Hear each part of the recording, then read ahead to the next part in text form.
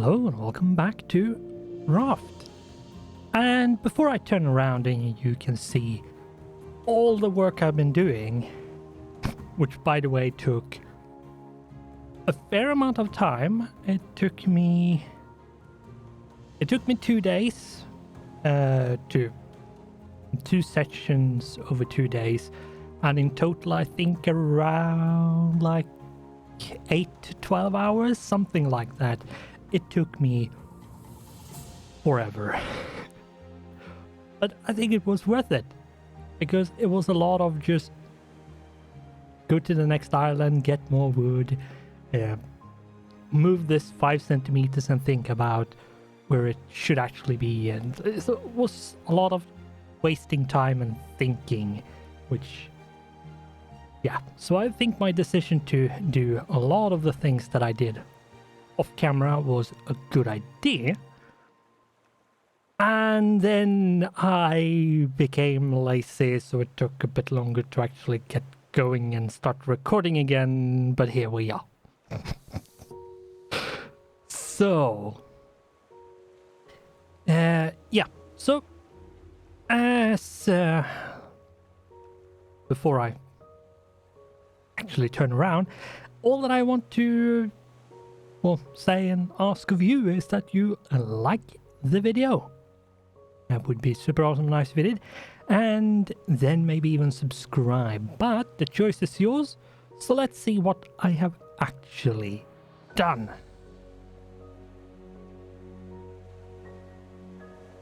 There is a lot to go through. And I will explain as I fall down and get eaten by the shark. That I have done a lot of things has been just moved around. But if we start from the bottom, there's not really that much different other than I moved the engine around. So instead of going that direction, which I'm facing now, as forward, this direction which I'm facing now is forward. And it also actually made it possible to pipe in for the biofuel a little bit better. I also, as we can see here, have the electric purifier, which I have... the thing about this is that it needs a tile which is open to the water like this, but you can't put a triangle piece in here like I have. So, which is something I discovered is actually really neat in as how things are put on this first floor here, because it means I have a little bit more space to move around, which is awfully nice. And then I have this anchor here. Mostly I moved it around a little bit, but not that much. And it's basically here for 2 reasons. One, easy access, and that was more or less the only place I could fit it in. So if we go up next floor, we have the spots where these pipes come through. There is no way of piping through the floor in a way, which other than just having a gaping hole is, I think, a bit too bad. And I needed floor to be able to put down all of these pipes along here, so that's why it's a bit this piece of extra flooring here. And then the water just goes up on top of this big room. And let's go and see if I have something to eat. Which brings me around to this side of the box, where I have completely changed my storage system. Now, Let's see. I should.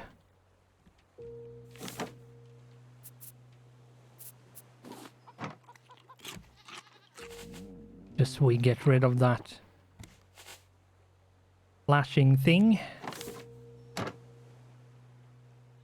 And yeah, and what I have done, how you do this with these storage things is, if I just pick this up, is instead of putting it on the floor like this, you place it up towards the wall, and it basically gives you sort of a shelf for each and every one of these, and it's also an easy way of getting this up like this, and it makes it actually really nice.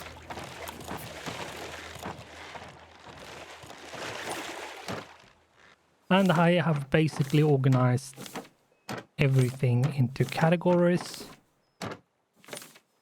and separated things as much as you could possibly do to make it as easy as possible. And then in the middle here we have the control room and the navigation. And then we have the biofuel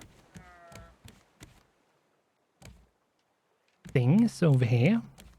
And the battery charger because of easy access to the biofuel. And I also put a storage here so I can store all the things to make biofuel and such. And then we have my animals.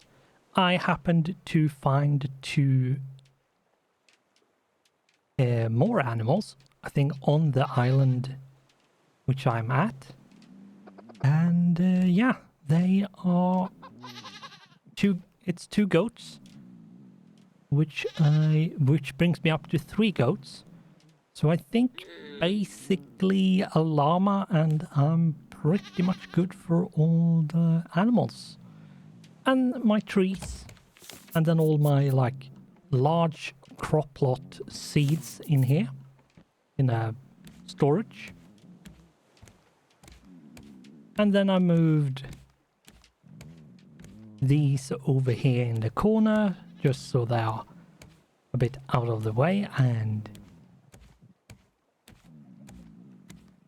so on. And this storage up here is basically just things I don't know where to put them or what to do with it, and still want to keep them separated. So, and I also in this put some important equipment in, which I also made. And what I will do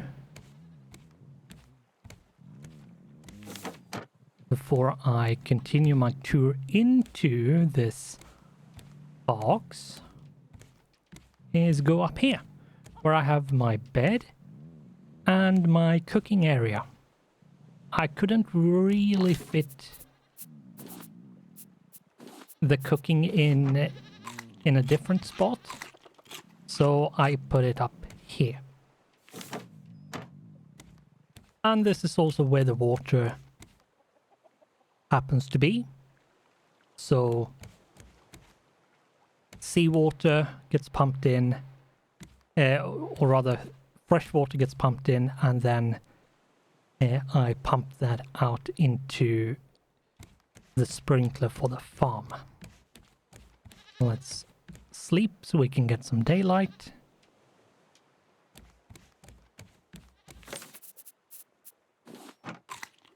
Eat a potato just to get some more. And let's go in here. Now, what I have done here is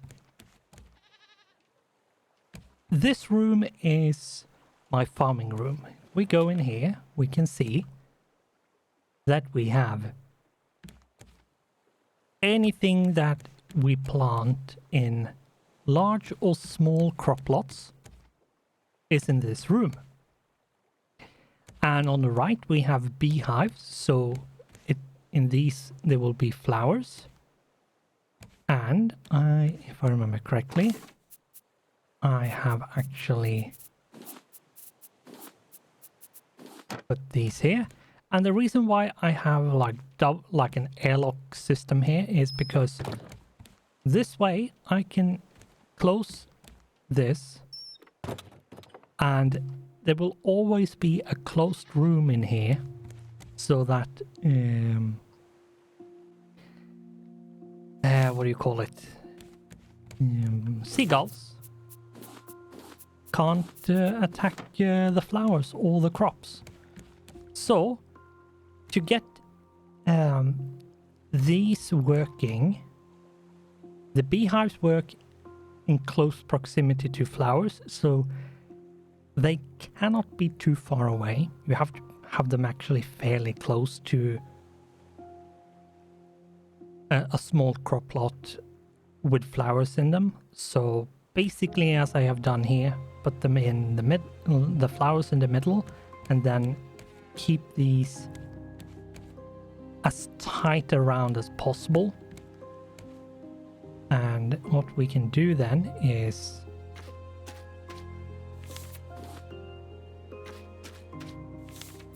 something like this.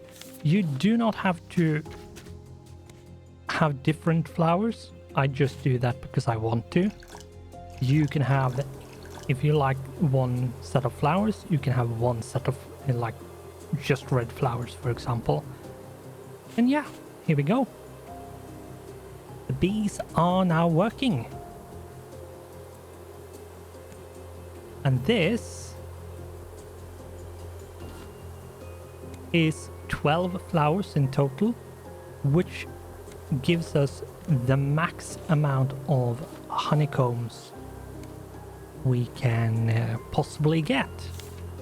3 is the largest amount. 2 is from 11 or less. So if you have less than 12, you get 2. If you have 12 or more, you get 3. And I think there is some of these which isn't 100% in range. So that's why we didn't get 3 from all of them. And what I have done here is I have crammed in with 1, 2, 3, 7 medium crop plots and 4 small ones in a 3x3 tile, which means, and as I have put all of these crop plots up here, exactly as I have done it, will water everything in this. All of these crop plots here will get watered by the sprinkler. And the reason why this wall is here with small crop plot up against the wall is because that was the only way of fitting all 4 of them in and get them watered. So yeah, it was a bit tricksy, but this will be my big farming area going forward. And here is all of the seeds as well. So yeah, I'm looking forward to using this. And this room is 100% seagull proof. I know, I have tested it. And these flowers could, and this is why I have this airlock system, if I leave, technically speaking, if I have one door, it might be the case that the seagulls see these flowers as possible to attack. They shouldn't, but I have put this double door system in just in case. So when I leave, I just do this, and there will always be closed door to the outsides. I should make sure I eat and drink.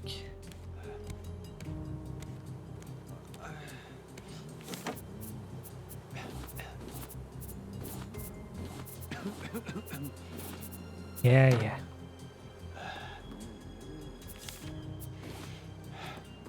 Make you. Let's go and get some water.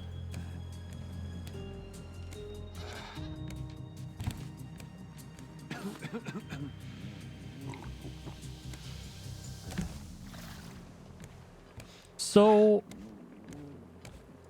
the next step here is basically getting to Varuna Point, because I have, unless I'm missing something, which I don't think I am, but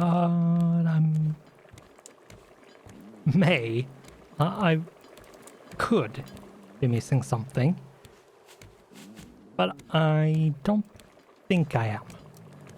But anyway, everything is basically set up and everything is piped up. And for example, the engines downstairs is hooked up in a way that they are fueled by this like they're connected to this biofuel tank, so they are automatically fueled. And I also have this control here, so I can turn the engines on and off, and I can reverse.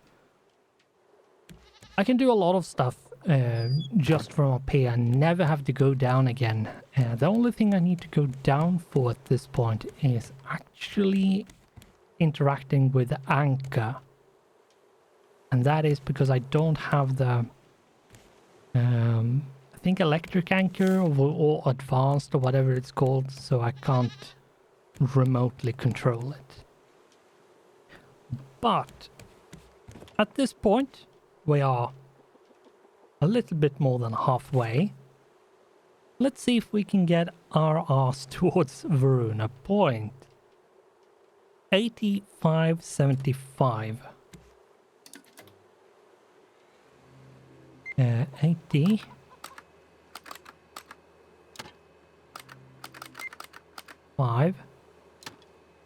75.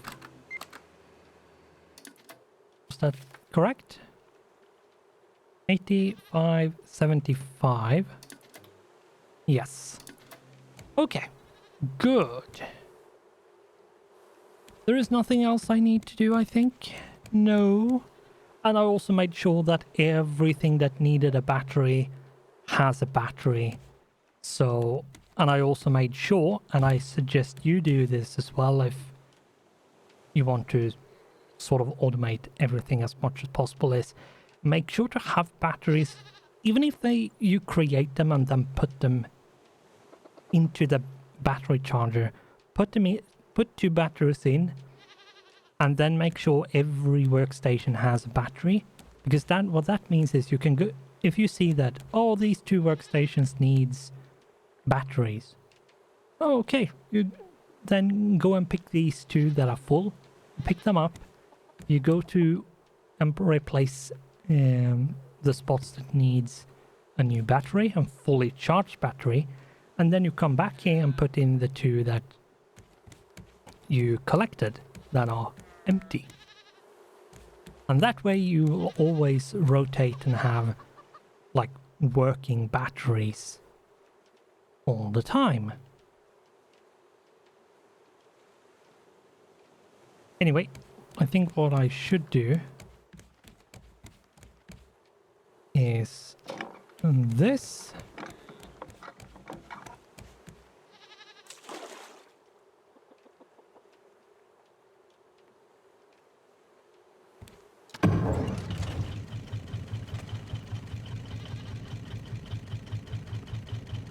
Turn the engines on. Let's see, so we can actually turn ourselves in the correct direction.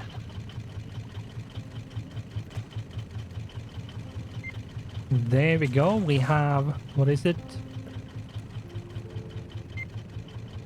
2.5 kilometers to go. Straight forward. Yeah, so all we have to do is basically be careful and not hit any islands. But yeah, as it is right now, we are fully autonomous. We can go wherever we might want to go. We don't have to care about like wind or anything like that. We can go in whatever direction we want to go, which is actually awfully nice. Like, it is a bit overdue, I would say. It has taken a fair chunk of time to get here, and but I would say it was worth it. I think you shouldn't try to go too quickly to where I am right now in the game, because it's very easy to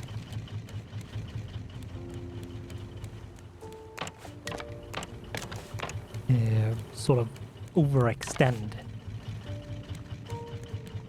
for a lack of better words, but it is a bit easy to overextend, and many times you also need to advance forward, because a lot of tech, so to speak, is locked behind the story. For example, the engines and like the biofuel tanks and so on. You need to do the story to actually be able to make them. So let's see, let's drink.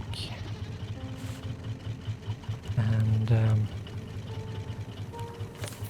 one really good thing about how I have this set up here is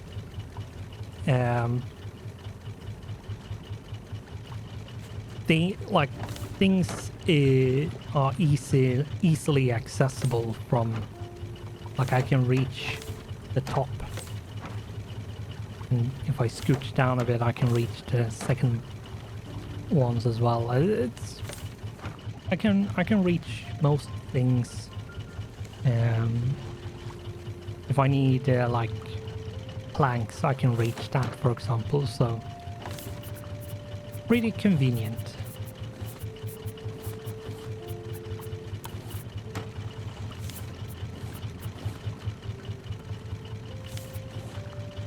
Let's put that on the craft and let's sleep.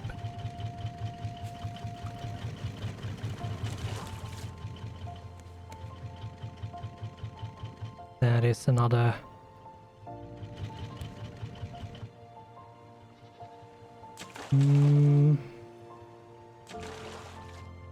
I have to keep an eye on that island. I might actually hit it, which would be a bit unfortunate.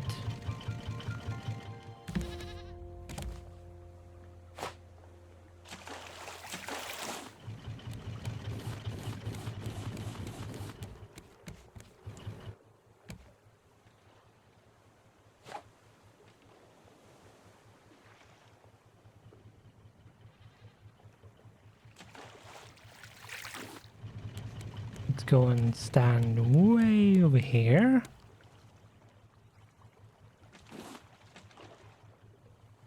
I don't think we will hit it, but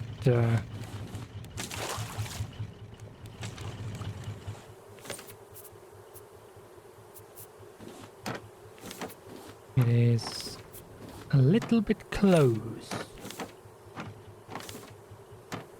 I'm not 100% familiar with where things are just yet normally, so I might get a bit lost with just button mashing between between the storage boxes, so I do apologize if it's a bit disorienting.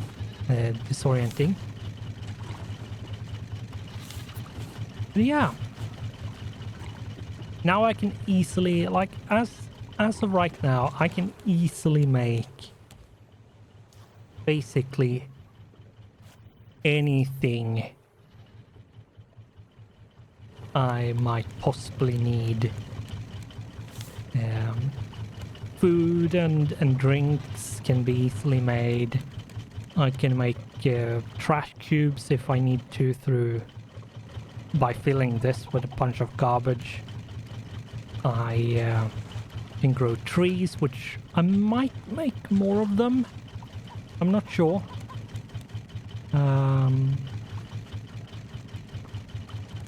Might change how that works a little bit by extending this side while still making sure not to get too close to this side where the crops are. But yeah.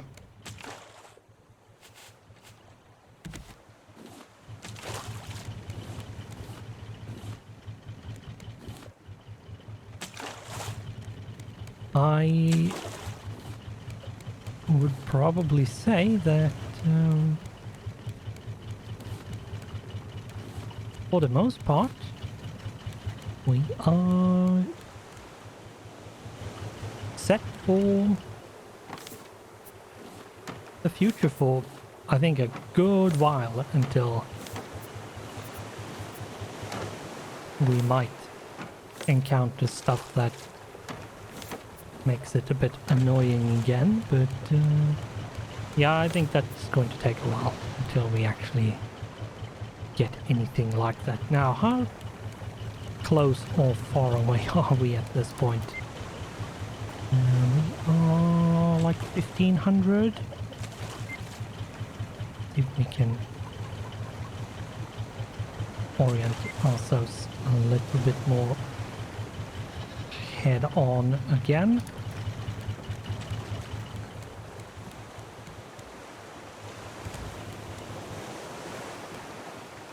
That is important to do. Now I need to go and make sure that this, it's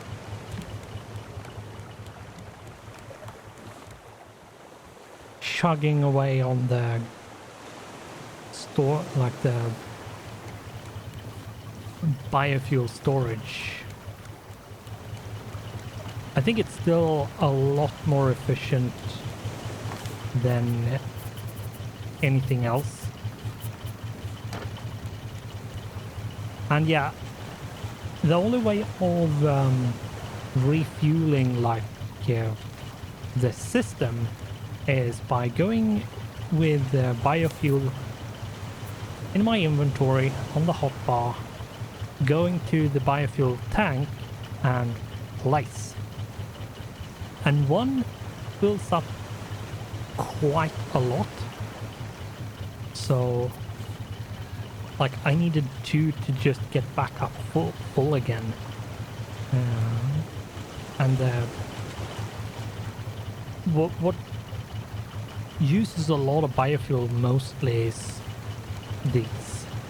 these beasts use a fair chunk of biofuel, but the battery charger doesn't use it that much, and the battery charger is also really quick from what I have experienced so far, which sadly has been off camera so far, but we will, trust me, we will get a chance to show the battery charger in action.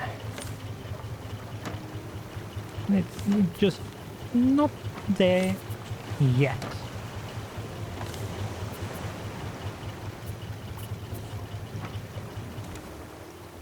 And it's awfully convenient to have this storage system. It's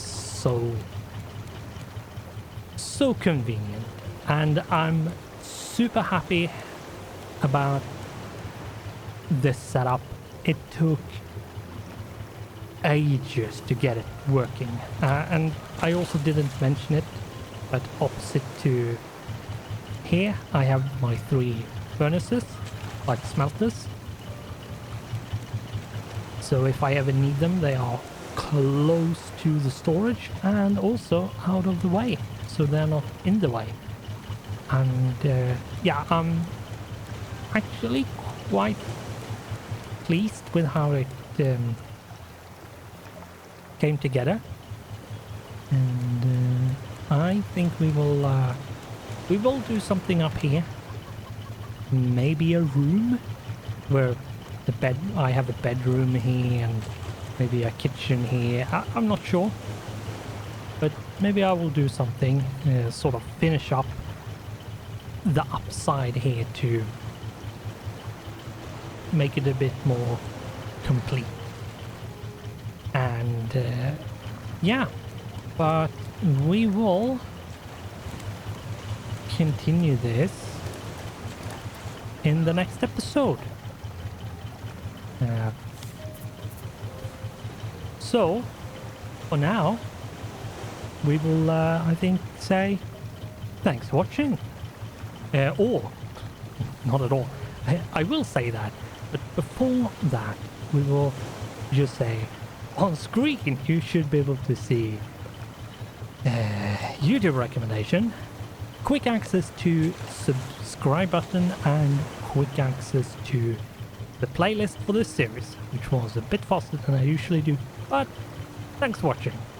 Goodbye, and I hope I'll see you in the next one.